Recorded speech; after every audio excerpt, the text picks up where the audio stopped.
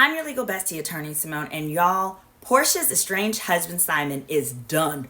He is done, diddy. Simon's been arrested and he is now in the custody of ICE. He's not actually a U.S. citizen despite being here since the 80s. But the Trump administration, as we know, is not playing around with immigrants. And therefore, not only will he be deported, he won't even be allowed to visit the United States for at least a decade. His history with immigration is a bit complex. Here's a video I did last year at this time that explains.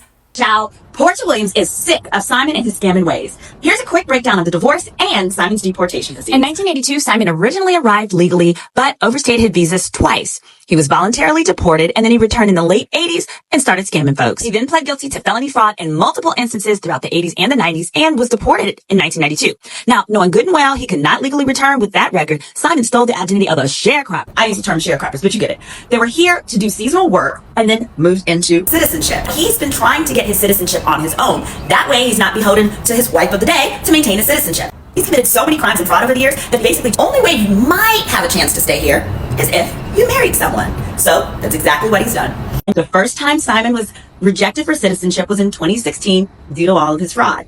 He continued to try again and again. He actually tried it just 1 week before their wedding and once again was rejected. Now, in 1985, it was called a sham marriage because they never lived together and the wife admitted they never even consummated the marriage. The way to overcome that is you have to have what's called a bona fide marriage. Your marriage has to be open and public. So what better way than to meet that standard than to marry someone like Porsha on national TV on a wedding special? Simon knew that by marrying Porsha and having this televised wedding special, he might be able to salvage his one last shot at citizenship. Now, it's probably still not going to work because in addition to showing that it's a real marriage, you also have to pass the moral character test. He can't pass that because of all of his past fraud felonies he pled guilty to, but also because he didn't even tell his own wife his real name or any of this history. So, many people are saying, well, are they just separating to separate out their assets, ride off into the sunset with his millions?